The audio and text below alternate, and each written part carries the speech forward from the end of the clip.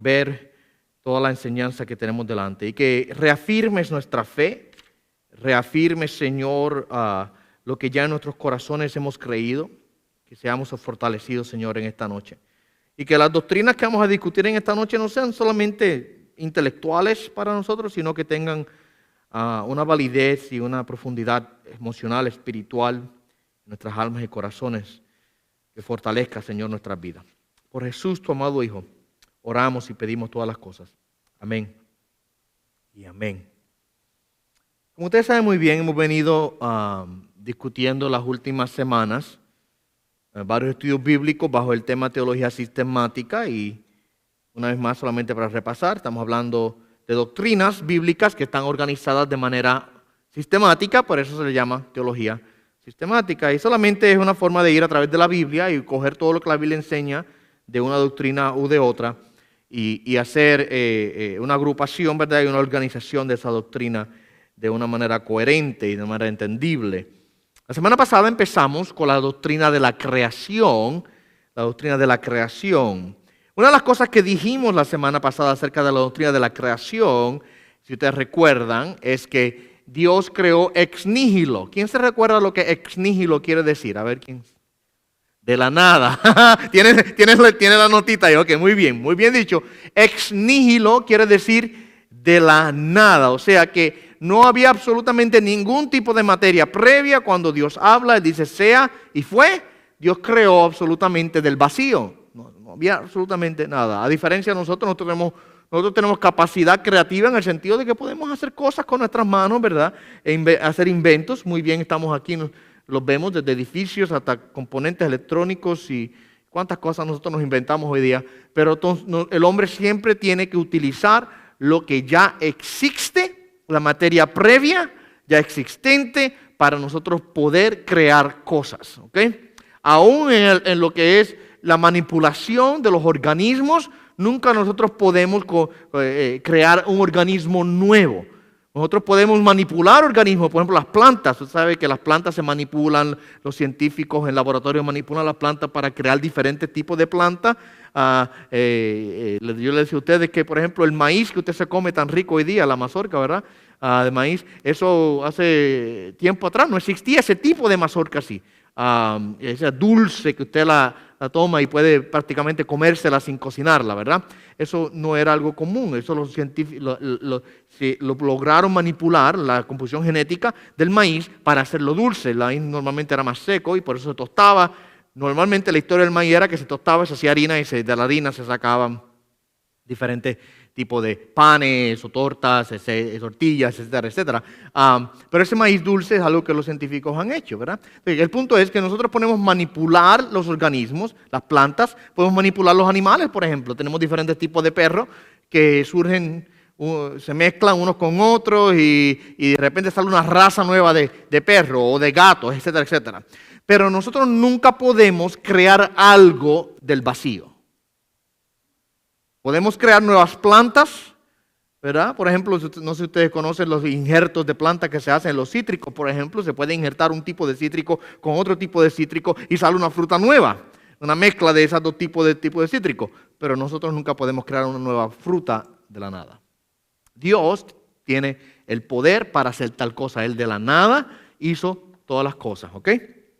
Y hablamos también de que Dios creó todas las cosas, no solamente de la nada, sino que creó todas las cosas simplemente con su palabra. Él habló y las cosas fueron. Ahí vemos el poder de la palabra de Dios. Y vemos no solamente el poder de la palabra de Dios, sino cuán fácil realmente es para Dios el crear. El poder de Dios es tan grande que Él no tuvo que hacer esfuerzo, no tuvo que sudar, Él no tuvo que de alguna manera tener que trabajar arduamente para lograr crear las cosas. Él solamente habló y las cosas fueron. Claro, Él escogió hacerlo en un proceso de 6 días, ¿verdad? ¿Por qué? Porque así Él lo quiso hacer para darnos un ejemplo a nosotros. De ahí tenemos nosotros la semana de trabajo, 6 días y 7. Trabajar ahí 6 días, un día de descanso, ¿verdad?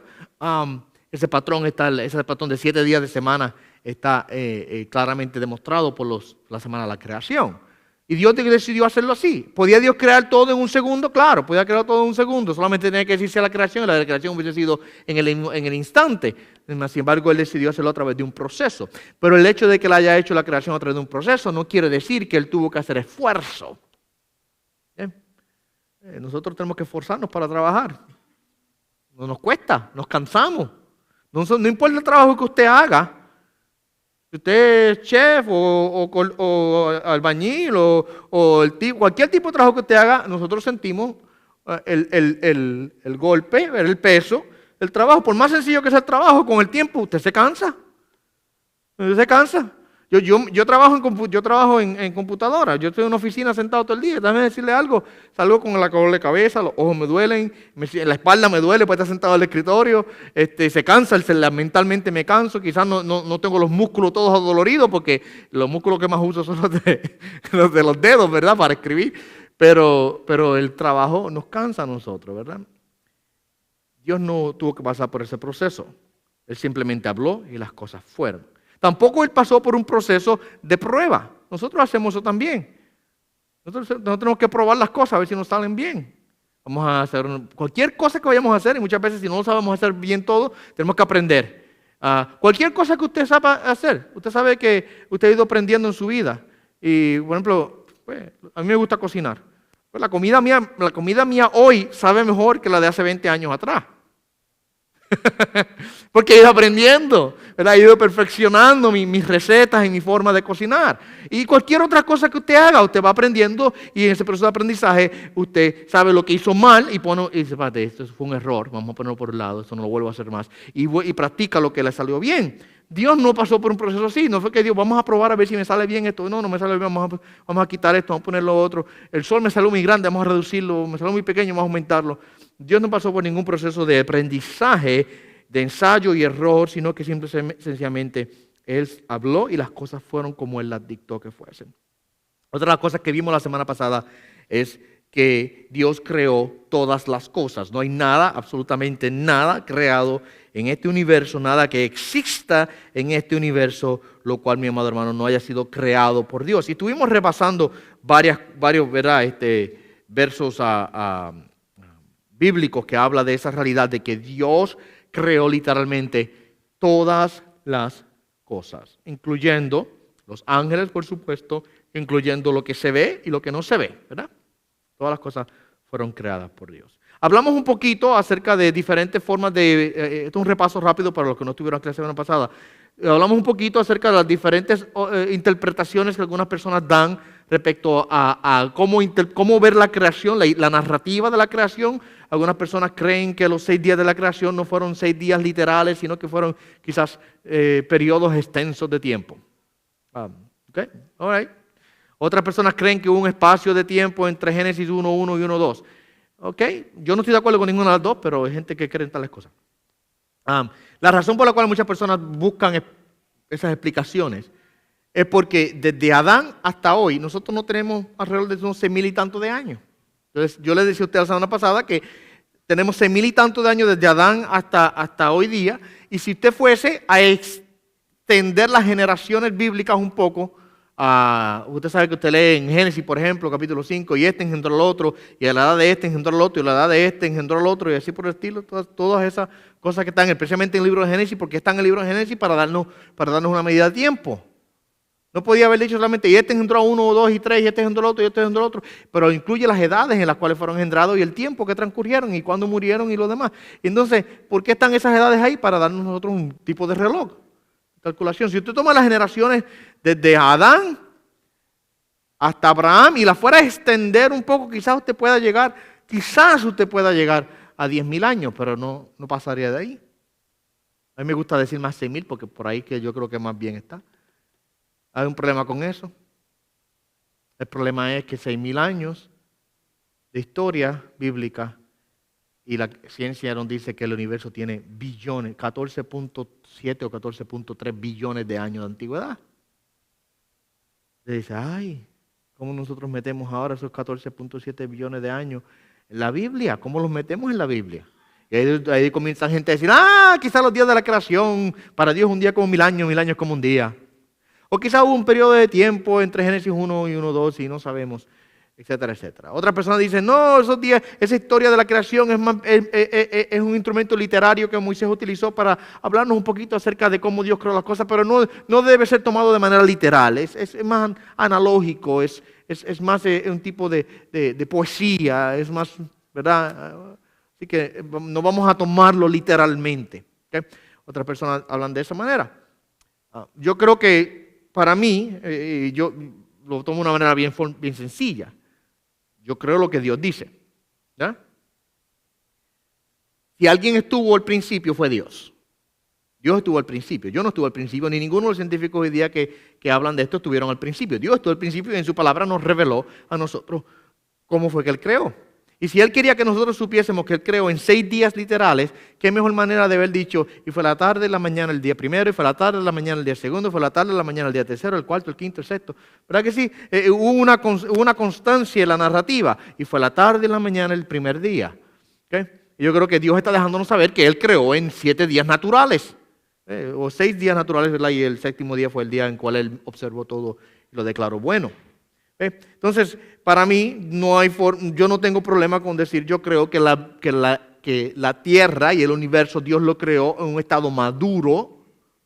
Dios no creó a Adán, bebé, para que creciera, y después que creciera, conociera a Eva, y después que conociera a Eva, entonces pudieran unirse, tener hijos. Dios los creó en un estado de madurez. ¿Se recuerdan? Yo lo decía de manera chistosa, quizá un poco, la pregunta antigua de qué vino primero, la gallina o el huevo. Nosotros sabemos la respuesta a esa pregunta. La gallina vino primero. Porque ¿qué Dios creó primero? Los animales. Y después que creó los animales, dice, y produzcan y multiplíquense. Pues, entonces, pues Dios no creó huevos para que salieran gallinas y luego dieran más huevos y más gallinas. No, Dios creó los animales. Y de ahí entonces comienza a reproducirse. El punto es que Dios creó todas las cosas de manera madura. Ya hubo madurez en la creación.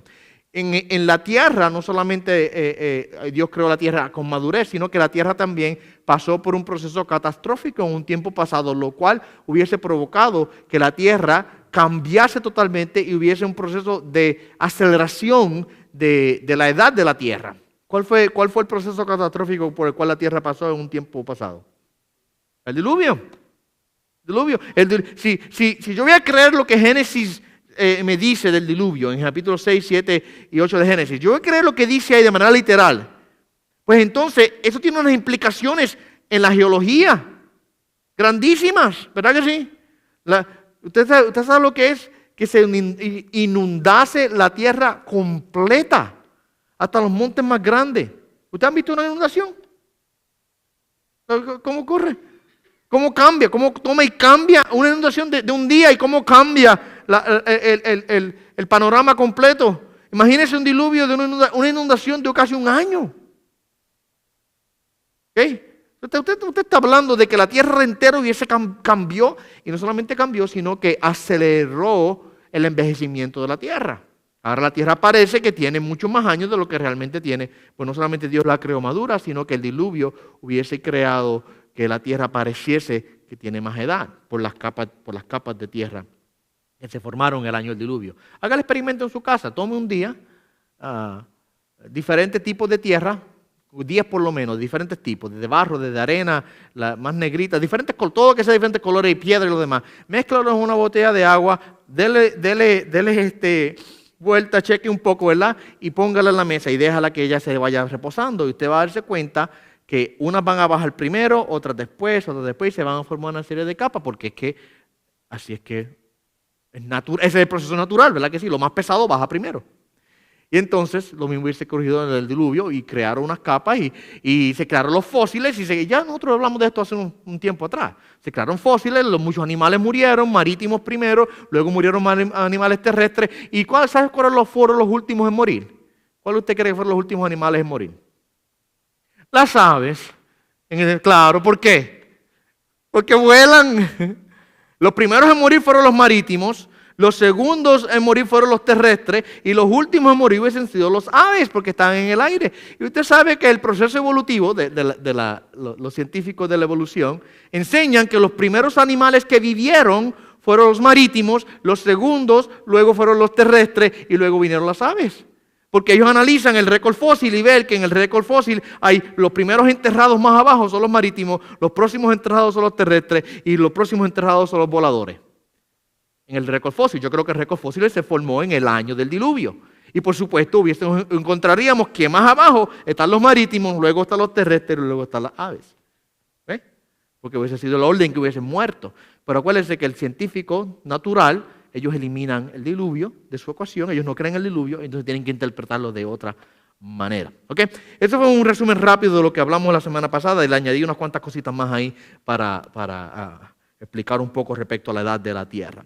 Hoy día vamos a regresar a hablar un poco más acerca de la creación y específicamente vamos a hablar acerca de varias perspectivas que no son cristianas acerca de la creación. Luego vamos a hablar acerca de la relación de Dios con la creación y por último vamos a hablar acerca de Adán y Eva y lo que la imagen de Dios en el hombre significa. ¿Ok? Son las tres cosas que vamos a hablar hoy. Primera, las 4 perspectivas no cristianas acerca de Dios y la creación. Aquí estamos tratando de contestar la pregunta, ¿cuál es la relación que Dios tiene con la creación? Ok, Dios creó la creación. ¿Okay? Ahora, ¿qué relación tiene Dios con la creación? Y nosotros sabemos, de nuestra parte, y ahorita vamos a entrar en eso un poco más en detalle, pero de nuestra parte como cristianos sabemos que Dios tiene una relación íntima con la creación. La palabra dice que Él la sostiene, que Él gobierna sobre ella y que la amó, Él amó este mundo hasta el punto que envió a su Hijo para morir por los pecadores. ¿Ven? Ahora, hay varias otras nociones o ideas o perspectivas no cristianas o no bíblicas respecto a la creación. La primera es el panteísmo. Vamos a explicar lo que eso quiere decir. ¿Alguien quiere darme un intento? Yo lo he explicado ya anteriormente, pero a veces yo hablo tan rápido así de volada, ¿verdad? Vas por ahí. El panteísmo habla de que todo es Dios y Dios es todo. ¿Ok? O sea, enseña que Dios no es un ser, Dios no es una persona inteligente, un individuo con características y atributos, el cual creó y gobierna la creación, sino que Dios está en todo lugar y que todo lugar es Dios. Una de las panteístas más famosas hoy día, que quizás ustedes la conozcan por nombre cuando se la mencione, es Oprah Winfrey. ¿Conocen a Oprah? Oprah Winfrey. Oprah define a Dios de esta manera. Mi definición de Dios es el todo en el todo, a través del todo, sobre el todo, en el todo. ¿Okay?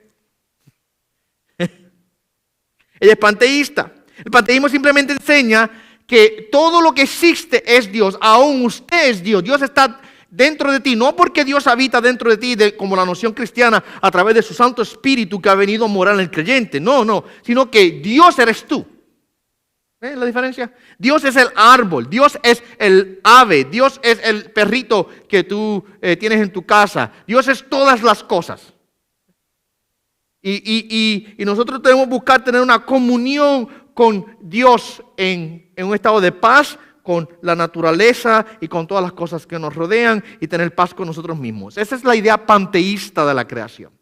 Eso está bien errado, extremadamente errado, porque define a Dios no como un ser individual, intelectual, inmutable, inalterable, rey del universo, que fue el que planificó todas las cosas. No le da una personalidad definida a Dios, como la Biblia claramente nos enseña a nosotros que Dios tiene una personalidad. Y tampoco define a Dios como un ser moralmente santo. ¿Sabe que uno de los problemas que el hombre más grave tiene? El hombre siempre ha tenido este problema y es que Dios es santo y el hombre no. ¿Ya? Y el hombre le huye a la santidad. El hombre le huye a la santidad de Dios. El hombre no quiere la santidad de Dios. El hombre no le gusta la santidad de Dios. La idea de la santidad y la perfección de Dios para el hombre no le gusta. ¿Sabe por qué? Hay quien se atreve a decirme por qué. ¿Por qué al hombre no le gusta la santidad de Dios? Lo confronté porque estamos en pecado, correcto. Porque la santidad de Dios es como la luz que alumbra sobre la condición caída del hombre. Entonces, esta idea de la santidad, de un Dios santo, al hombre no le gusta. El hombre siempre ha tratado de buscar maneras de eliminar o de quitar es la idea de la santidad de Dios. El panteísmo es una forma de hacerlo. Porque como Dios es todo y todo es Dios, y como yo soy Dios, aún con mis defectos y con mis pecados, yo sigo siendo Dios. Y el ave es Dios, y el árbol es Dios, y todo es Dios. Le eliminamos ese aspecto santo, moral, perfecto de Dios. Y entonces podemos estar contentos con nuestros propios pecados. Yo puedo vivir en paz con mi pecado. Esa es la idea panteísta. Sabemos nosotros que al definírsela, ustedes saben muy bien que no es algo bíblico. La Biblia no enseña estas cosas. ¿Ok? Otra de las perspectivas de la creación no cristiana, el dualismo. El dualismo. Esta es bastante prevalente en muchas de las religiones occidentales. La idea principal es que existen dos grandes fuerzas en el universo, el bien y el mal. Y algunas veces son presentadas como Dios y la materia. Gran parte del pensamiento platónico gnóstico es dualista. Una manera fácil de recordar que es el dualismo es pensar en la palabra con sus múltiples significados. Dual, o sea, dos, el bien y el mal, o un duelo o una batalla. ¿Okay? Así que el dualismo es una batalla entre el bien y el mal. Y el bien y el mal están en una larga y prolongada batalla cósmica por la supremacía de una manera constante. ¿Okay?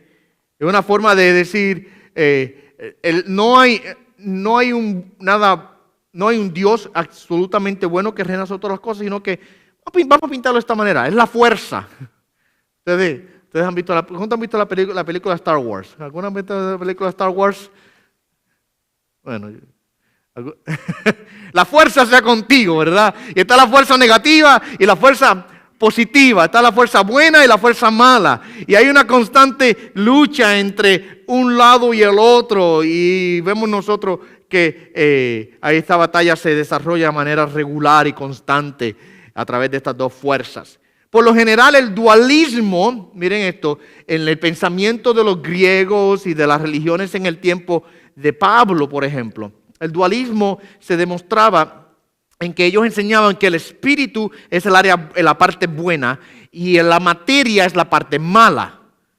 Entonces, en el dualismo, por ejemplo, ocurría que se enseñaba que lo importante era que usted fuera bueno en su espíritu, aunque usted con su cuerpo físico hiciera actos malos. Se hacía una separación del espíritu y la materia. Pablo tuvo que confrontar eso mucho en sus epístolas porque las iglesias estaban siendo infiltradas por esta falsa enseñanza. En que lo importante es que yo sea bueno en mi corazón, aquí dentro, aunque sea un perverso o aunque practique adulterio, fornicación, etcétera, etcétera, con mi cuerpo, aunque me emborrache o aunque haga otras cosas. Así ve, lo importante es el espíritu, la materia, este cuerpo se va a la tierra, se muere. Y Pablo tuvo que corregir eso y enseñarle a las iglesias que no. Dios está interesado, y Pablo habla de esta manera, nuestros miembros. ¿Sabes esa frase en los escritos de Pablo? ¿Verdad que sí? Presentad vuestros miembros, vuestros cuerpos como un sacrificio santo. Pablo está hablando de que no solamente Dios quiere santificar nuestros corazones y nuestros espíritus, también quiere santificar nuestros cuerpos, ¿verdad? Para que sean presentados para Dios, como un instrumento santo y agradable a Dios. Entonces Pablo combate eso dándole a entender a la iglesia. No solamente es el espíritu lo que Dios está interesado, también Dios está interesado en todo nuestro ser, ¿verdad? Entonces el dualismo hace esa distinción en la iglesia, por ejemplo, como decía al principio de la iglesia, había esa falsa enseñanza entrando en la iglesia de que lo bueno era el espíritu, lo malo era el cuerpo, la materia. Dentro del entendimiento en relación a la creación, pues también se elimina la idea de un Dios personal a través del dualismo. Se elimina la idea de un Dios íntimo con la creación. Solamente es la fuerza del bien y la fuerza del mal que están batallando unas con otras de manera constante. ¿Okay? La tercera, ese es el dualismo, el que vimos ahora mismo. La tercera, el deísmo. El deísmo. A ver quién sabe. A ver, ¿alguien quiere darle un intento a decir lo que es el deísmo? Dime.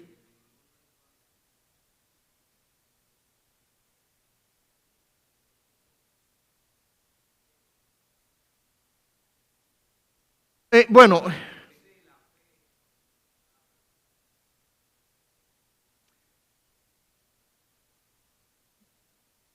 empezaste bien, pero te me desviaste un poquito, pero empezaste por un buen lado. El deísmo es sí, una idea filosófica religiosa que reconoce la existencia de Dios, ahí estamos bien, reconoce la existencia de Dios, pero que Dios está desconectado de la creación. El deísmo en relación a la creación, Dios fue el que empezó. Imagínense que la creación es un reloj. Y Dios cogió, montó el reloj, le dio cuerda, lo echó a correr y lo dejó solo que el reloj corra por su propia cuenta. Entonces, dentro de la filosofía deísta o la perspectiva deísta, se cree que Dios creó las cosas, pero que Él no está presentemente involucrado en la creación. Él creó, pero ahora está distante, está alejado de lo que ha hecho. Dios no está involucrado íntimamente con la creación, sino que dejó que la creación se encargase de su propia cuenta, de correr por sí misma. Dime.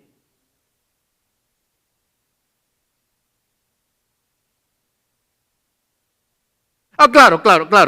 Y ahí entra algo de lo que tú dijiste. Porque dentro del deísmo, si Dios está desconectado de la creación, pues entonces yo no puedo recibir la Biblia como revelación de Dios, porque si yo acepto la Biblia como revelación de Dios, entonces esa es una forma en que Dios está involucrado con la creación, ¿verdad? Entonces, no hay una revelación escrita de Dios dentro de la idea del deísmo. Y por supuesto, hay algo bueno tú dijiste, que mi forma de verlo es que yo, pues, filosóficamente o intelectualmente, yo puedo llegar a la conclusión de que existe un Dios, quizás porque, pues, de manera lógica veo la creación, mi intuición quizás me dice, sí, hay un Dios, pero yo no puedo saber quién es ese Dios, yo no puedo saber cómo es ese Dios, yo no puedo saber ni siquiera su nombre, porque según el deísmo enseña, Dios existe, pero no está conectado con la creación. Y lo único que yo puedo llegar a la conclusión es que sí, existe un Dios, pero ¿quién es? No sé. ¿Cómo se llama? Tampoco. ¿Cuáles son sus reglas? No sé. ¿Tiene leyes? No sé. Nada del estilo. Solamente que puedo llegar a una conclusión quizás religiosa, filosófica, intelectual de la existencia de un Dios. ¿Okay? Y ese sería el deísmo, o sea que Dios está desconectado de la creación y nosotros no podemos ni siquiera conocerlo. Y Josué, gracias porque ahora que estoy repitiendo estas cosas, fuiste por un buen lado, que es que el hombre tendría que llegar a una conclusión de la existencia de Dios por sus propias conclusiones, porque no habría una revelación divina acerca de quién es Dios. No, el Dios no está conectado con el hombre, ¿ves? Y la última que quisiera que observásemos es el deísmo. Y como le dije una vez más, estas son posiciones no bíblicas, no cristianas, posiciones que nosotros no apoyamos. La última es el materialismo o, si usted quiere, porque no está escrito en su hojita ahí, si quiere apuntarla, el materialismo o el naturalismo. ¿Okay? Cuando decimos materialismo, no estamos hablando de una persona materialista que lo que quiere es ser rico y tener ropa y tener autos y mansiones y millones en el banco. Porque nosotros normalmente hablamos, esa persona es bien materialista, óigame. Mira, lo que quiere solamente es el dinero. No es lo que estamos hablando. El materialismo es la perspectiva de que el universo material es todo lo que hay. ¿Okay? O sea que no existe una fuerza sobrenatural y la mayor parte de los evolucionistas caen dentro de esta categoría. La mayor parte de las personas que creen que nosotros venimos de los animales, de un proceso evolutivo, de un Big Bang, una explosión que hubo hace billones de años atrás, la mayor parte de ellos caen dentro de esta categoría. Son materialistas o naturalistas. Creen que lo único que existe es lo natural. Y por tal razón no hay una fuerza exterior, sea Dios o cualquier otra fuerza. No existe nada de eso que puede entrar y gobernar y controlar el universo. Solamente hay leyes impersonales que por así decirlo, gobiernan nuestras vidas a través de estas leyes. La materia es todo lo que hay, es la forma de explicarlo. No hay Dios. No existe lo sobrenatural, por eso es otra forma de definirlo, es el naturalismo.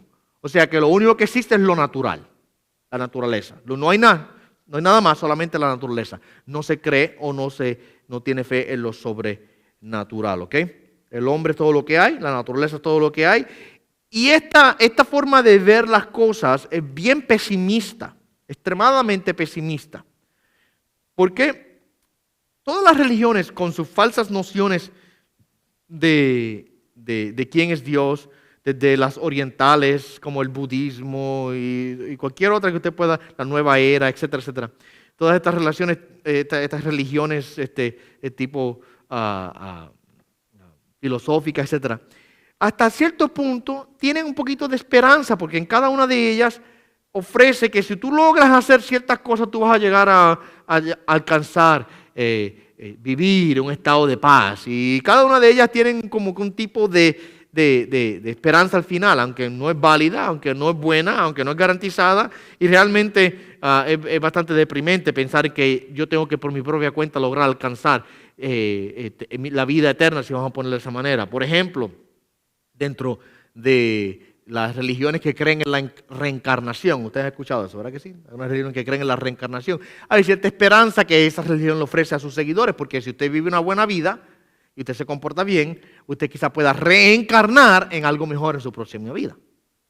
Entonces, es una esperanza falsa, pero no deja de ser un tipo de esperanza que la persona quizás ciegamente se adhiera a ella. Y así cada una de las otras religiones. Otras enseñan que eventualmente su espíritu volará y habitará con sus antepasados, etcétera, etcétera, ¿verdad? Pero el naturalismo es extremadamente pesimista, porque si no existe lo sobrenatural y lo único que existe es lo natural, lo que queda entonces es creer que eventualmente todos nosotros moriremos, iremos a la tumba y no hay nada más que esperar. No hay más que esperar. Yo simplemente soy materia que cuando me muera me entierran y terminó mi vida. Terminó. Yo escuchaba un video acerca de estas, hace unos años atrás, acerca del contraste entre el cristianismo y estas otras religiones. Y había un profesor de ciencia en una universidad, naturalista, materialista, ateo, que no creía en Dios y cree que lo único que existe en la naturaleza. Y él decía a sí mismo, él estaba enfermo, tenía un tumor en el cerebro. Y él decía esto: cuando llegue el día del cual ya yo no pueda funcionar, mejor cojo una pistola y me pego un tiro. ¿Me mato? ¿O mátenme? Mátenme.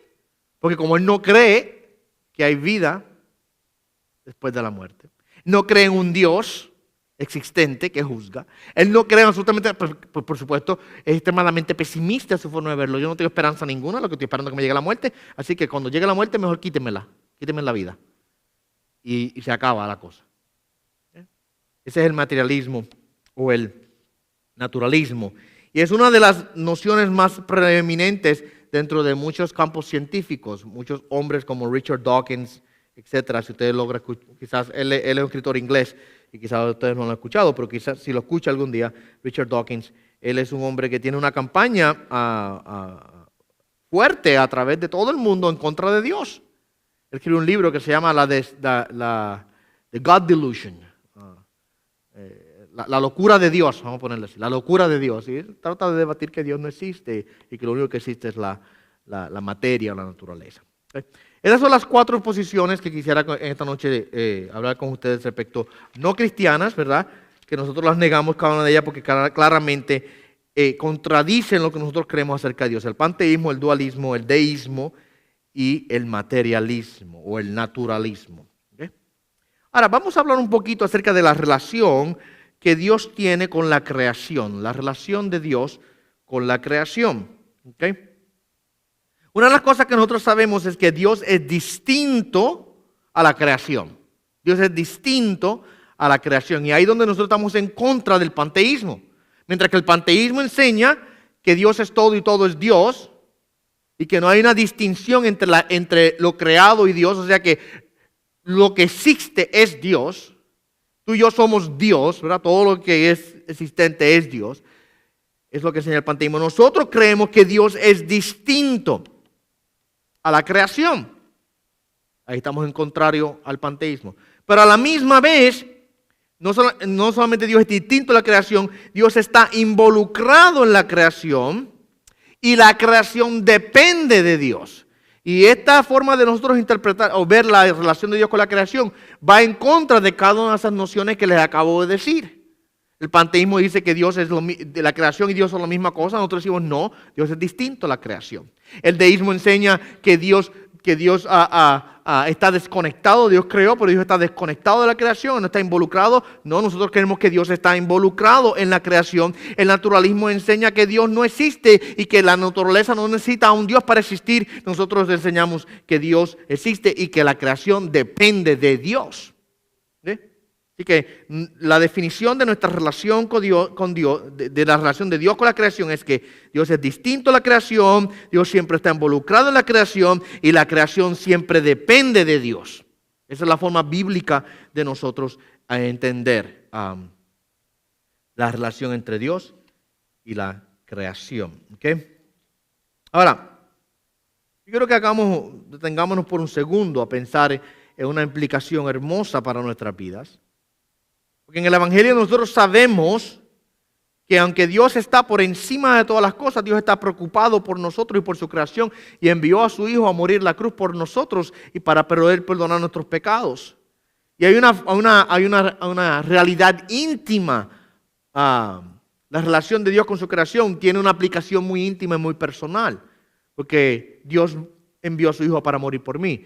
Creo que era Charles Spurgeon el que decía eso. Toda mi teología se resume en estas palabras. Dios murió, Cristo murió por mí. Hay una aplicación muy íntima de la relación de Dios con la creación. Ahora, cuando pensamos en esta relación de Dios con la creación, hablamos de dos palabras. Están ahí escritas en su hojita.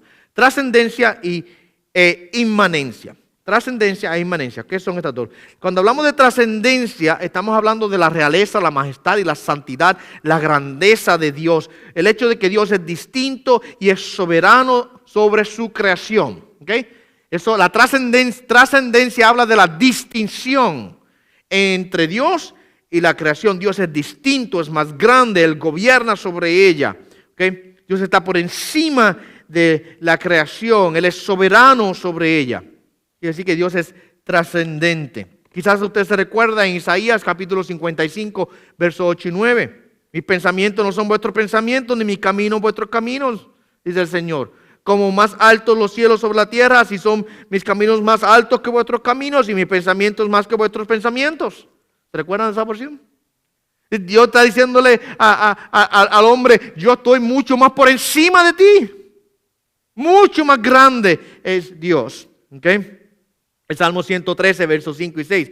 ¿Quién como el Señor nuestro Dios que se sienta en las alturas, que se humilla para mirar en el cielo y en la tierra? Juan 8:23. Jesucristo le decía aquí a los fariseos, vosotros sois de abajo, yo soy de arriba, vosotros sois de este mundo, yo no soy de este mundo. Usted ve cómo se hace una distinción de la trascendencia, habla de la trascendencia de Dios sobre las cosas. En ese caso Jesucristo se aplicó eso a sí mismo. Ustedes son de esta tierra, yo no. Ustedes son de abajo, yo soy de arriba. O sea, Dios está mucho más alto que la creación. ¿Okay? Mucho más alto que la creación. Ahora, mientras que Dios es trascendente sobre la creación, a la misma vez vamos a hablar acerca de la inmanencia de Dios. ¿Okay? ¿Qué quiere decir la inmanencia? La inmanencia se refiere a la presencia en la tierra y especialmente de su cercanía para con su pueblo. Cuando hablamos de la inmanencia de Dios, estamos hablando de que Dios está cercano. Dios no es un Dios de lejos. La trascendencia de Dios es que Dios es mucho más alto que la creación. La inmanencia de Dios es que Dios está presente con la creación. Aunque Él es alto, más grande, más glorioso, más elevado que la creación, eso no quiere decir que Él está lejano y distante de la creación, sino que está cerca. Mira lo que dice Deuteronomio capítulo número 4, verso 39. Aprende pues hoy y reflexiona en tu corazón que el Señor es Dios arriba en el cielo y abajo en la tierra y no hay otro. Mira lo que dice, Él es Dios, ¿dónde? Arriba en el cielo y aquí abajo en la tierra también. O sea, porque Dios es trascendente sobre la creación no quiere decir que Él está ausente de la creación. Él está presente en ella. Es Dios tanto allá como acá. ¿Ah? Josué capítulo 2, verso 11. Porque el Señor vuestro Dios es Dios arriba en los cielos y abajo en la tierra. ¿Okay? Mira lo que dice Isaías 57:15. Porque así dijo el alto y sublime, el que habita en la eternidad y cuyo nombre es el Santo. Yo habito en la altura y la santidad. Ahí vemos la trascendencia de Dios. Yo habito ¿dónde? En la altura y la santidad. Y mira lo que dice luego. Y con el quebrantado y humilde de espíritu, para hacer vivir el espíritu de los humildes y para vivificar el corazón de los quebrantados. Ahí está la inmanencia de Dios. ¿Ves? Como por un lado Dios es mucho más elevado que nosotros, pero por otro lado dice, yo no solamente habito en la altura y en la santidad, también habito con el humilde de corazón. O sea, Dios es un Dios personal. Así que la inmanencia se refiere a la presencia de Dios en su creación y entre su pueblo. ¿Okay? Hay unas implicaciones muy lindas para nuestra vida personal. ¿Okay? Muchas veces nosotros pensamos que, pastor, estos asuntos de teología sistemática es como un poquito aburrido. A muchas personas no les gusta, esto es seco, confuso, como que no sé, estas palabras que estamos usando son grandes, ¿verdad? Pero mire, mi amado hermano, póngase a pensar por un segundo en lo relevante y emocionante que es el saber que el Dios que es totalmente santo, sagrado, trascendente, que habita por encima de todas las cosas, eterno, todopoderoso, que está completamente separado de nosotros por su santidad, pero a la misma vez dice, está unido a nosotros a través de su Jesucristo, está cerca de mí. Entonces, cuando usted entiende estas cosas y usted aprende a ver la teología de esta manera, una vez más, cuando empezamos, no sé si recuerdan, hace 3 o 4 semanas atrás, empezamos este asunto de la teología sistemática, y una de las cosas que yo le dije a ustedes en aquella ocasión fue que esto no es para hacer teología solamente aquí en el intelecto, esto es para llevarlo en una aplicación ¿a dónde? Al alma y al corazón. Porque hay gente que se memoriza estas cosas aquí en la mente, pero no tiene aplicación para la vida. La teología sistemática no es para hacerla como si fuera unos químicos en el laboratorio que no sienten nada, que no hay ninguna emoción en esa transacción. Cuando hacemos teología sistemática, estudiamos estas cosas, estamos aprendiendo estas cosas para nosotros a poder absorberlas y que tengan aplicaciones reales a nuestras vidas. Entonces, Dios está cerca de nosotros. Es lo que dice Salmo 145, verso 18. Cercano está el Señor a todos los que le invocan, a todos los que le invocan de veras. Ya, mira lo que dice, cercano está el Señor a los que invocan su nombre. Entonces, es una verdad muy preciosa. Tiene unas implicaciones lindas, muy hermosas, el hecho de que Dios está cerca a nosotros. Dios está cerca de nosotros. Así que cuando nosotros hablamos de la teología sistemática, una vez más, no pensemos en algo aburrido, en algo seco, confuso, distante. Aprendamos a verlo como nosotros lograr comprender en más profundidad, a más profundidad, con más entendimiento la gloria de quién es Dios. ¿Okay? Miren, yo creo que, ¿cuántos de ustedes han montado un avión? Yo creo que quizás todos nosotros nos hemos montado un avión, ¿verdad que sí?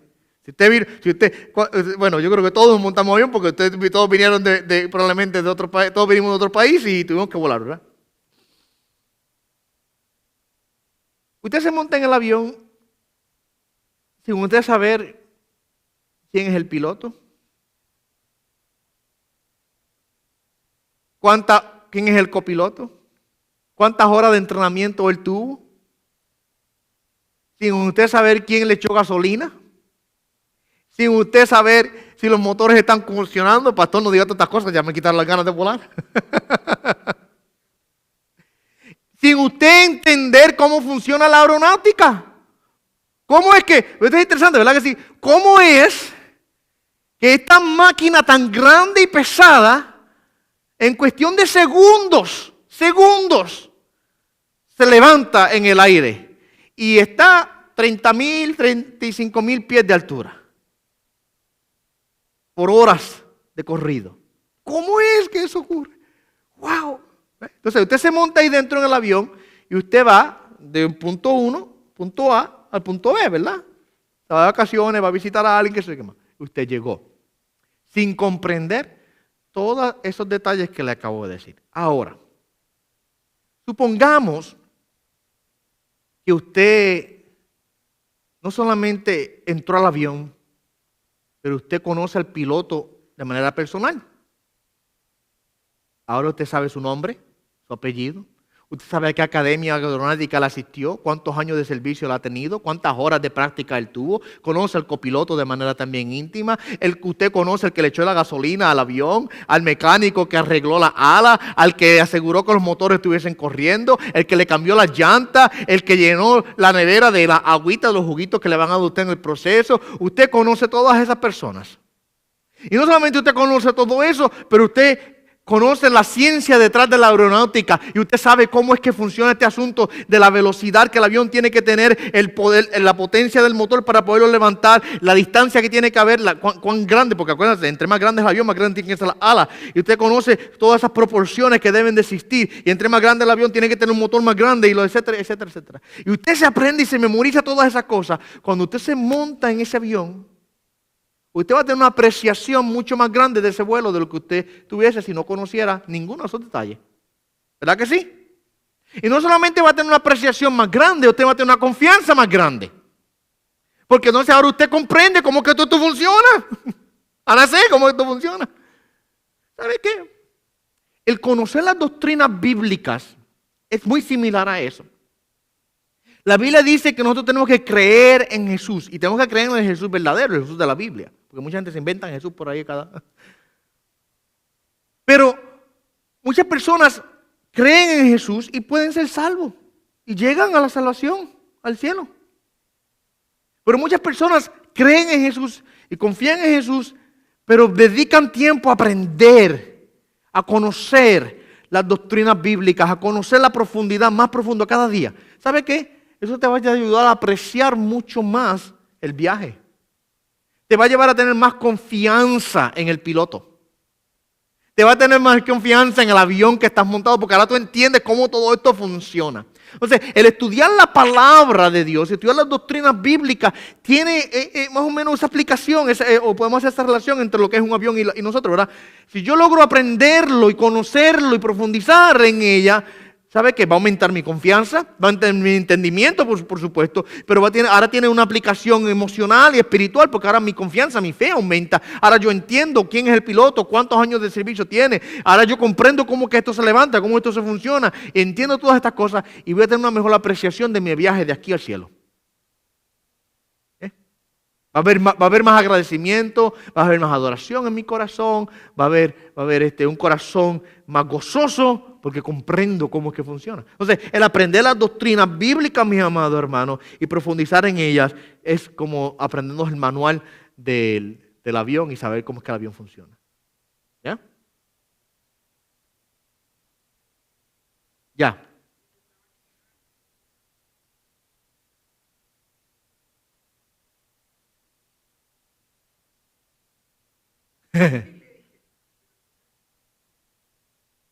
Ya.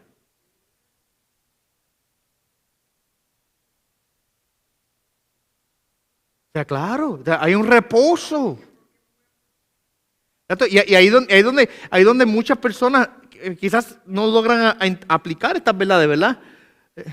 Yo reposo en la grandeza de Dios, reposo en su poder. Entonces, si usted entiende que este Dios trascendental, pero a la misma vez inmanente, está a mi lado, está aquí, está guardándome, cuidándome, supliéndome, consolándome, y tengo acceso abierto para ir delante de su presencia cuando yo quiera. Eso tiene unas implicaciones muy grandes. Así que la teología, yo no sé usted, pero la teología no es aburrida. Yo no me aburro de estudiar a Dios. Es excitante, es gozoso, es algo que realmente nos debe llenar de mucha fuerza, ¿verdad? Vamos al último punto. Esa es la relación entre Dios y la creación. Vamos al último punto que quiero repasar con ustedes esta noche, que es la creación de Adán y Eva, y específicamente, ¿qué diferencia existe entre el hombre y las cosas que Dios creó? O sea, Dios creó al hombre y Dios creó todo lo demás. Pero ¿qué diferencia existe entre el hombre y la creación? El hombre es parte de la creación, pero ¿existe alguna diferencia?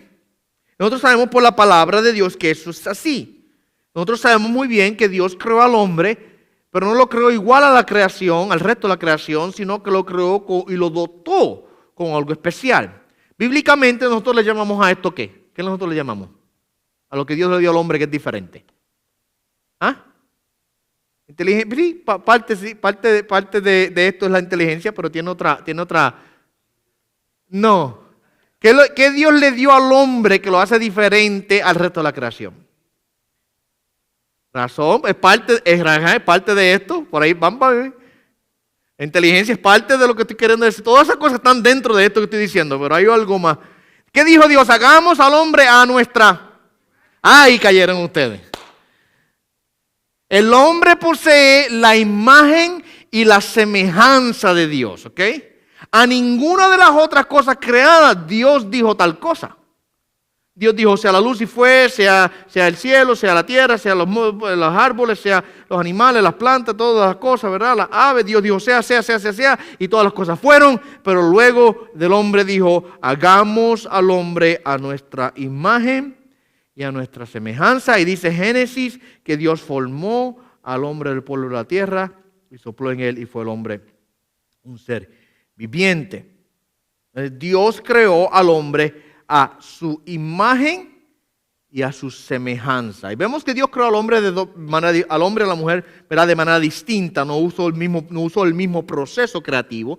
A uno lo creó formando del polvo de la tierra y soplando en él, a la otra, a la mujer la creó de la costilla del hombre. Pero aunque Dios utilizó procesos creativos diferentes para ambos, sabemos muy bien que en ambos, aunque distintos y con roles distintos, en ambos está la imagen de Dios. El hombre no tiene más imagen de Dios que la mujer, ni la mujer tiene más imagen de Dios que el hombre. A ambos Dios los creó a su imagen. ¿Y cómo sabemos eso? Porque allá en el capítulo número 1 de Génesis, verso 27, mira lo que dice. Para que ustedes, antes de leerlo, ustedes entiendan la relación entre Génesis 1 y Génesis 2. Génesis 1 es, por así decirlo, es el resumen general de toda la creación, de cómo Dios creó. Y luego Génesis 2 nos da el detalle más específico acerca de cómo Dios creó al hombre. Es un poco repetitivo, pero solamente las formas antiguas de escribir eran de esa manera. Muchas veces se contaba algo de manera general para darle un vistazo general y luego específicamente en un detalle específico de la historia. Y es lo que Génesis 1 y Génesis 2 hace. Nos da primero la historia general y luego nos da el detalle específico de cómo ocurrió. Y por eso es que en Génesis 1, versos 26 y 27 encontramos que Dios allí dice, hagamos al hombre a nuestra imagen y semejanza. Y luego en el verso 27 dice, y creó Dios al hombre a su imagen, a imagen de Dios lo creó, varón y hembra los creó. Y usted ve ahí cómo se incluye dentro de la imagen y semejanza de Dios tanto al hombre como a la mujer. Ambos poseen la imagen y la semejanza de Dios. Génesis 1:27. Luego cuando entramos al capítulo 2 de Génesis, entonces ahora nos da la explicación específica de cómo es que Dios creó al hombre y cómo es que creó a la mujer. Pero Génesis 1:27 nos dice que ambos fueron creados con la imagen y la semejanza de Dios. ¿Okay? Importante entonces que entendamos que Dios puso una atención especial en la creación del hombre y de la mujer. El hombre y la mujer no son simplemente animales adultos que han evolucionado a través de un proceso caótico a través de miles y millones de años, sino que son personas únicas que Dios las creó con la imagen de Él en ellos. Ahora, ¿qué significa la imagen de Dios? ¿O qué quiere decir la imagen de Dios? Esa es la pregunta que tenemos que contestarnos. No es, vamos a darle primero lo que no es. No es que nosotros nos parecemos a Dios físicamente. No es lo que quiere decir. Sí, la Biblia muchas veces dice, y el brazo de Dios, o los ojos de Dios, o el oído de Dios, pero eso no quiere decir que Dios tiene un cuerpo físico, porque la Biblia nos dice a nosotros también que Dios es espíritu. Cuando la Biblia habla de esa manera y hace referencia al brazo del Señor, ¿verdad? O el ojo del Señor, o los oídos del Señor, eso es lo que se conoce como antropomorfismos. Un antropomorfismo no es nada más y nada menos que asignarle una característica humana a Dios para nosotros poder hacer sentido de algún atributo divino. Por ejemplo, cuando decimos el oído de Dios, ¿qué estamos queriendo decir? Que Dios ¿qué? Nos escucha. Dios nos escucha. Cuando decimos el ojo, los ojos de Dios, ¿qué estamos queriendo decir?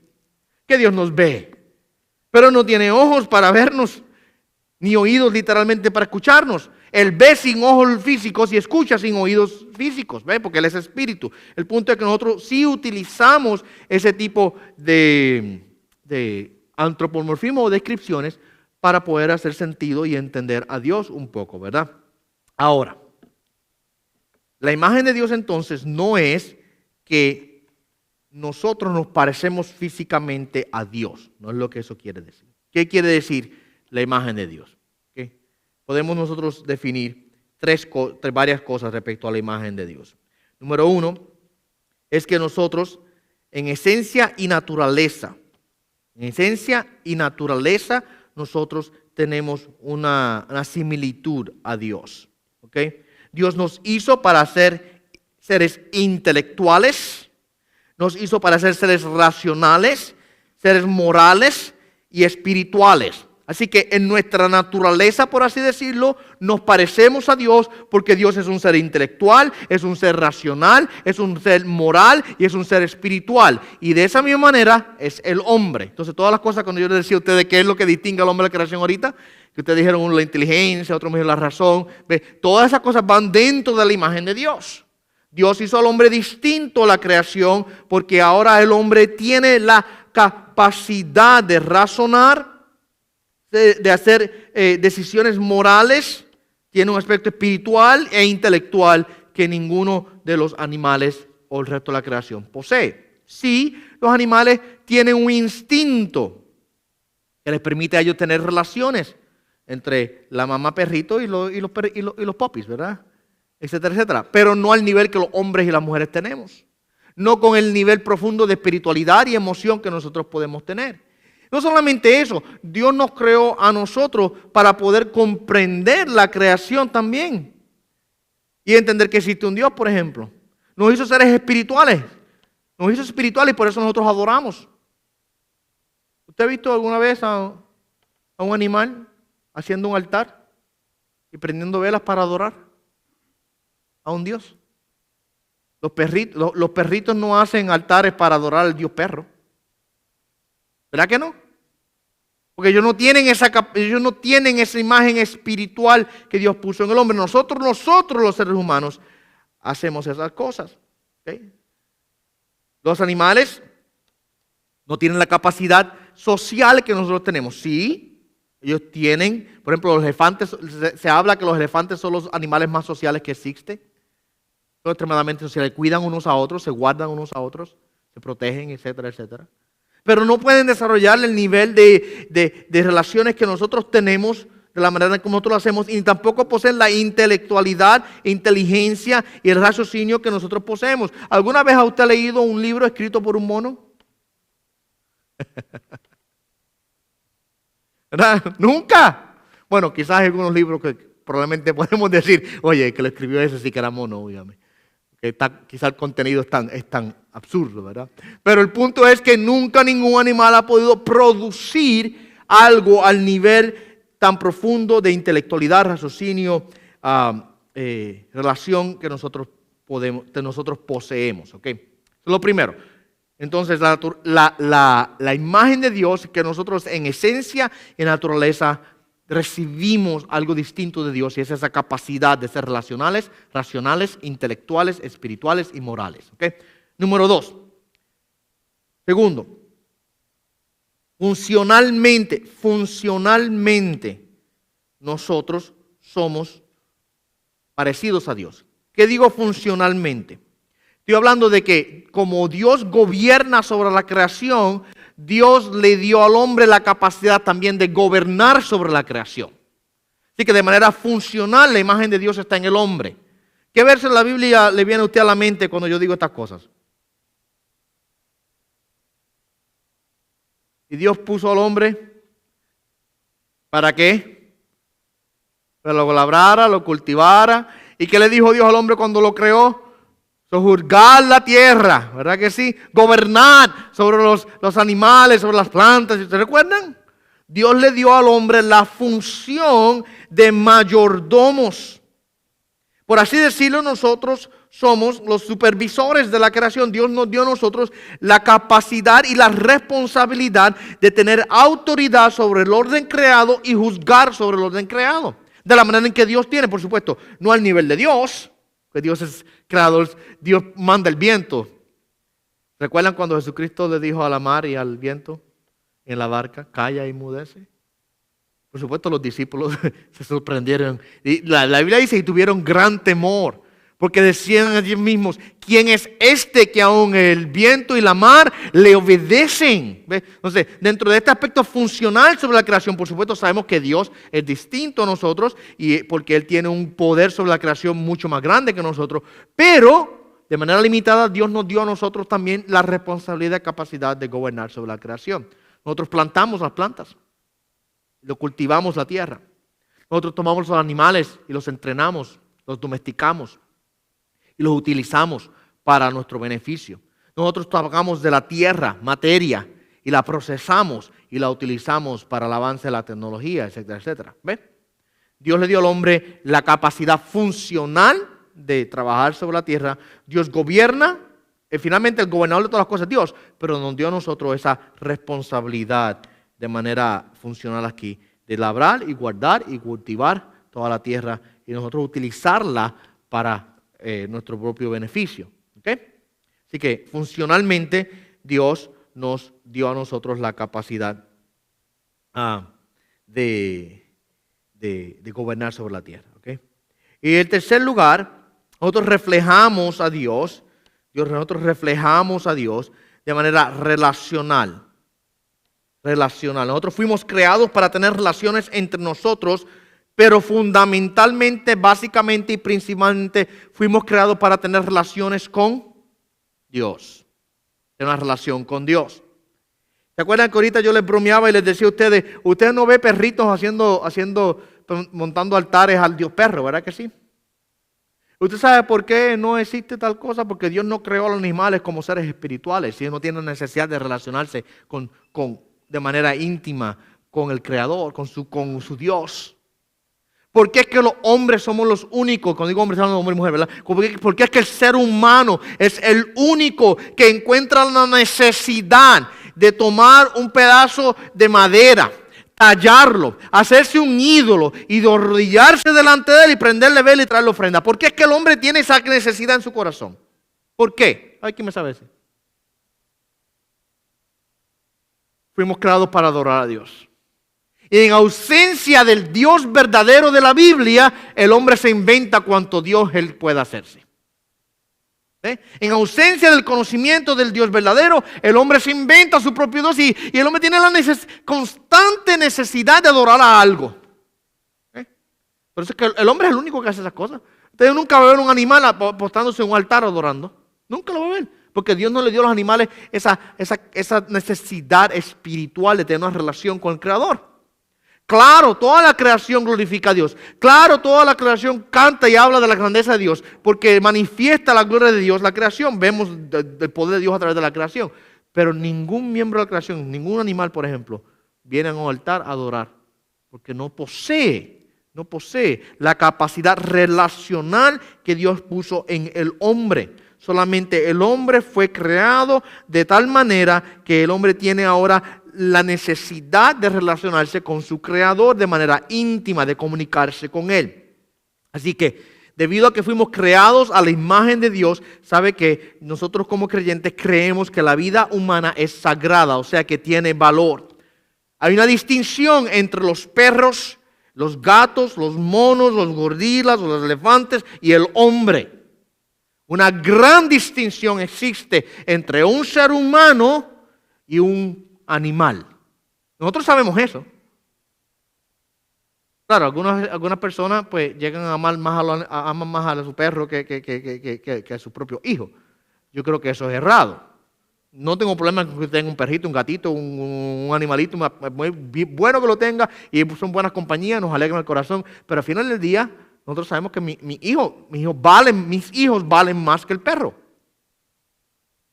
Porque hay una distinción en el orden de la creación, ¿ve? Hay una distinción, hay un valor innato en el ser humano porque la imagen de Dios está en el hombre, no en los animales. Por ejemplo, yo recuerdo que, ustedes se recuerdan hace como un par de años atrás, creo que fue un año o dos atrás, hubo en un zoológico que se cayó un niño dentro de la jaula de un gorila, ¿se recuerdan? Cayó en la jaula y claro, mucha gente estaba triste porque tuvieron que matar al gorila. Y claro, podemos criticar a la mamá por ser irresponsable con el niño y dejarlo descuidado, ¿verdad? Que se cayera en la jaula. Ok, muy bien. Pero al final y al cabo, ¿sabe que yo estoy totalmente de acuerdo con la decisión de matar al gorila? Cuando usted pone la vida del gorila vamos a ponerle una balanza. Usted pone la vida del gorila por un lado y la del niño, ¿cuál vale más? La del niño vale más. La decisión es sencilla. Y yo sé que el pastor, eso es duro. Para mí no es tan duro que digamos, porque si hay que salvarle la vida a un niño versus a un animal, ¿a cuál se le salva? Al niño. Eso es claro. ¿Verdad que sí? Porque hay una distinción entre el valor que el hombre tiene y el valor que los animales tienen. ¿Okay? ¿Por qué hacemos esto importante? ¿Por qué hablamos de esto y por qué es importante para nosotros entender esto? Porque hoy día nosotros hemos devaluado la vida del hombre, del ser humano, hasta tal punto que se nos hace tan fácil. Se nos hace tan fácil a las mujeres, por ejemplo, entrar a una clínica de aborción y sacarse la criatura de su vientre. Es interesante que usted aplasta un huevo de un águila calva y son $250,000 de multa que se le lleva por aplastar un huevo de un águila, pero usted puede libremente matar los niños en los vientres de las mujeres sin ninguna repercusión legal. Usted sabe que las prioridades y la condición espiritual de las naciones están torcidas cuando, mi amado hermano, cuesta $40,000 adoptar un niño y $400 abortarlo. Cuesta $40,000 adoptarlo y $400 abortarlo.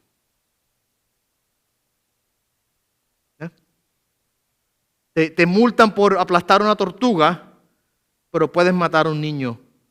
Hasta el punto, y yo aquí en Nueva York hace un poquito atrás, pero la ley, hasta el punto de nacimiento. O sea, un niño completamente viable que puede sobrevivir sin ayuda de máquina ni nada fuera del vientre de la madre, lo pueden matar hasta ese nivel. Hasta qué punto hemos devaluado la vida del ser humano. Yo creo que algún día mucha gente va a tener que rendir cuenta delante de Dios por todas esas cosas. ¿Ok? Okay. Ahora, y lo último que quiero decirles, y tiene que ver con Adán y Eva, es que Adán y Eva son figuras históricas. Eso es importante. Adán y Eva son figuras históricas. Ellos vivieron, fueron un hombre y una mujer de verdad. Si no fueran figuras históricas, ¿sabe qué? Si Adán y Eva no son históricos, o sea que ellos no existieron literalmente, vivieron realmente, toda nuestra teología bíblica y todo nuestro entendimiento del Evangelio se desborona. Se desborona todo. En el capítulo 5 de Romanos, por ejemplo, Pablo nos habla ya de que Adán es una figura histórica en quien todos nosotros morimos. Jesucristo tomó a Adán y a Eva como hombres, como un hombre y una mujer literal en Mateo 19, por ejemplo. ¿Okay? Es importante, un entendimiento apropiado de Adán y de Eva es importante porque si nosotros no entendemos quiénes fueron ellos, toda nuestra doctrina del Evangelio se desborona. Si no, yo no creo que Adán fue un hombre real que fue hecho a la imagen de Dios, que pecó y por causa de Adán todo el pecado entró a nuestras vidas. ¿Okay? ¿Alguna pregunta o comentario antes de cerrar? Dime. Ajá.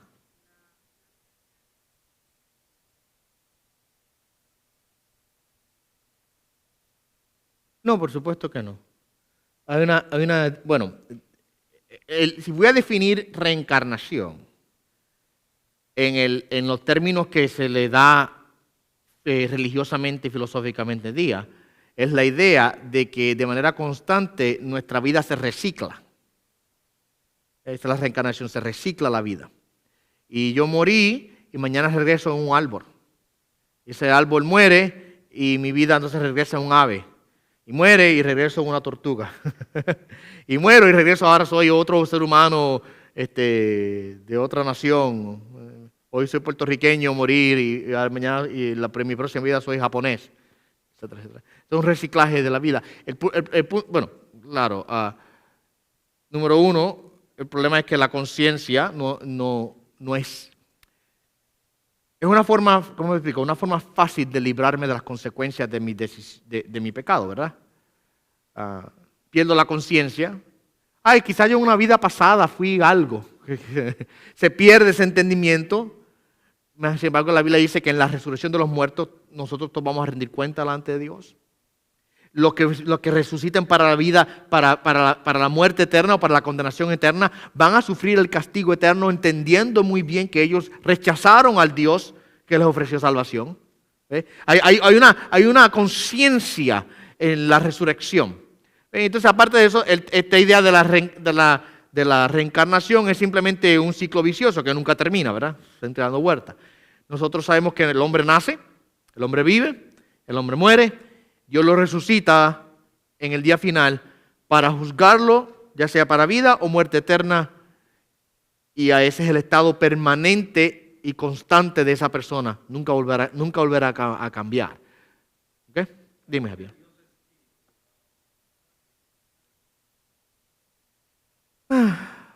Sí, podemos hablar de inmaterial. Inmaterial quiere decir, pues, no es materia, no es tangible, no se toca, no se ve, aunque Dios sí, a través de su poder, puede aparecer tangible. Dios se le apareció a Moisés en una zarza ardiendo, ¿verdad?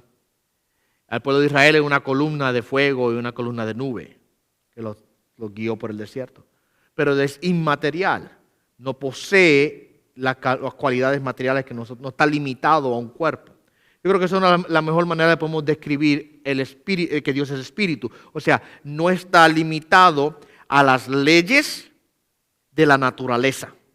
¿Ves? Nosotros estamos limitados a la naturaleza. Por ejemplo, yo estoy limitado a la ley de la gravedad. Si me resbalo, me caigo. No floto. Porque yo pertenezco a la naturaleza, pertenezco aquí. Dios no está limitado por las leyes de la naturaleza. Él es trascendente a las leyes de la naturaleza.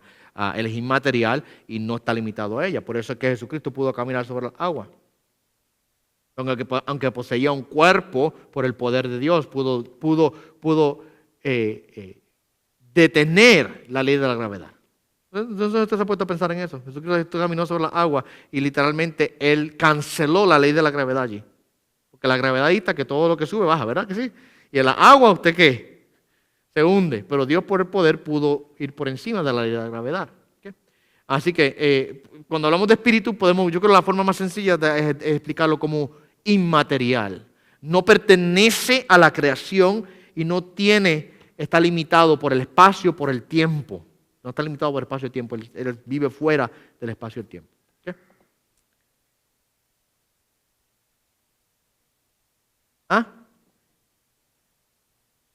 Es nuestro espíritu. Sí, claro. Yo creo que nosotros lo vemos en Génesis, cuando Dios formó al hombre del polvo de la tierra y sopló en el hombre aliento de vida y fue el hombre un ser viviente. Yo creo que en ese soplar en el hombre aliento de vida, lo que Dios puso en el hombre fue el alma, el espíritu, la capacidad, el ser espiritual y la capacidad racional e intelectual que el hombre posee. Y por supuesto que nosotros, por ejemplo, cuando vamos a un funeral, que decimos, ya no está aquí. ¿Verdad que sí? Cuando hablamos del difunto, ya sabemos que la persona no está. Lo que queda ahí, ¿qué? ¿Qué es lo que queda ahí? El cuerpo, pero la persona está ausente. Ya no está presente dentro de ese caparazón, ¿verdad? Que tenía. El ser, el espíritu, ha sido levantado. Y lo que queda solamente es el área material, no la espiritual se desaparece. Así podemos decir que nuestra vida, y si usted nota algo, nuestra vida, hay una relación bien íntima entre la materia y el espíritu en nosotros como hombres y mujeres, en donde cuando el espíritu sale, ¿qué pasa con nuestro cuerpo? Cuando ocurre la separación de lo espiritual y lo material deja de operar. Ahora, la Biblia sí nos habla a nosotros, esto es interesante, de que habrá una resurrección y que en esa resurrección el cuerpo será levantado y transformado para entonces vivir eternamente junto con el Espíritu. Esa es la resurrección de los muertos, que es lo que Jesucristo hizo. Él resucitó y él dice Pablo en Romanos que resucitó para no volver a morir. O sea, él fue levantado en un cuerpo glorificado que está unido ahora perfectamente al Espíritu y que vivirá eternamente en un cuerpo ahora glorificado. Igual que nosotros ocurrirá, seremos resucitados y recibiremos un cuerpo transformado, glorificado, que vivirá eternamente con nuestro Espíritu. ¿Okay?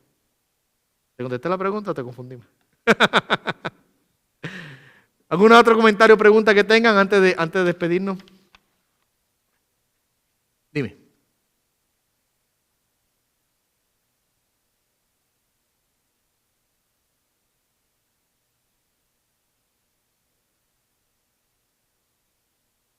Ya.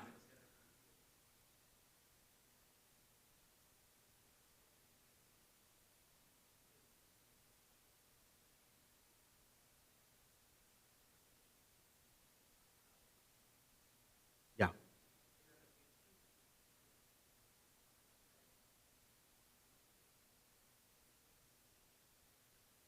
Yo creo que es una forma, una perspectiva humana de yo describir el dolor que Dios tenía por el pecado del hombre. ¿Entiendes lo que quiero decir? O sea, nosotros estamos hablando desde nuestro punto de vista y describiendo el dolor que el pecado del hombre le causó a Dios. ¿Okay? Y sabemos muy bien que cuando dice que Dios se arrepintió del hombre, no está queriendo decir que Dios quiso eliminar al hombre totalmente. ¿Por qué? ¿Por qué sabemos que Dios no quiso eliminar al hombre totalmente? Porque ¿qué hizo con Noé? Lo salvó. Y había un plan de salvación y Dios dio el plan del arca y lo demás. Así que no está queriendo decir que Dios dijo, voy a coger al hombre, voy a borrar totalmente, voy a olvidarme del hombre. No, sino que le dolió a Dios la condición en que el hombre se encontraba. Pero aún así Dios salvó al hombre porque salvó a Adán, a su esposa, a sus 3 hijos y sus 3 esposas. 8 de ellos fueron salvos.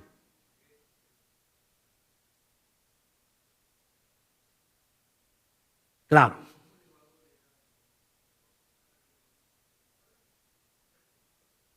Sí, claro que sí, pero una vez más, eso nos da a entender a nosotros que Dios es un Dios también emocional, que se duele por el pecado. Dios se duele por el pecado. Hay una realidad. Dios no es un Dios desconectado que no tiene emoción. Por ejemplo, déjame darte un ejemplo, y yo creo que Jesucristo es un buen ejemplo de esto. Delante de la tumba de Lázaro, ¿qué hizo Jesús? Lloró. Lloró delante de la tumba de Lázaro. ¿Sabía Jesús que iba a resucitar a Lázaro? Claro que lo sabía, si le acababa de decir a Marta y a María que le iba a resucitarlo.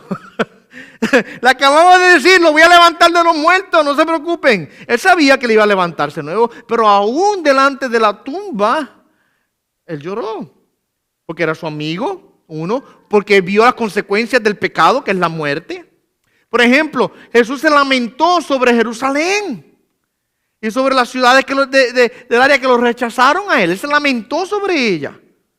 Y dice cuando él veía a las multitudes se dolía en su corazón porque las veía como ovejas sin pastor, ¿verdad que sí? O sea, él por un lado sabía que Dios es el que salva y Dios tiene sus planes, pero por otro lado también sentía el dolor por las realidades que vivía. Así que no creo que hay contradicción en esto, sino que nos da a entender a nosotros que aunque Dios es soberano, a la misma vez hay emoción en Dios. Ahora no es una emoción descontrolada como la nuestra. Porque Jesucristo sí lloró ante la tumba de Lázaro, pero después dijo, Lázaro, sal, ¿verdad? Nosotros hubiésemos estado delante de la tumba llorando como María y Marta. Señor, si no hubiese venido, que yo me he muerto, mi hermano. Pero el Señor sí se lamentó, pero a la misma vez actuó y lo levantó. Vamos a dejarlo ahí. Pónganse sobre sus pies.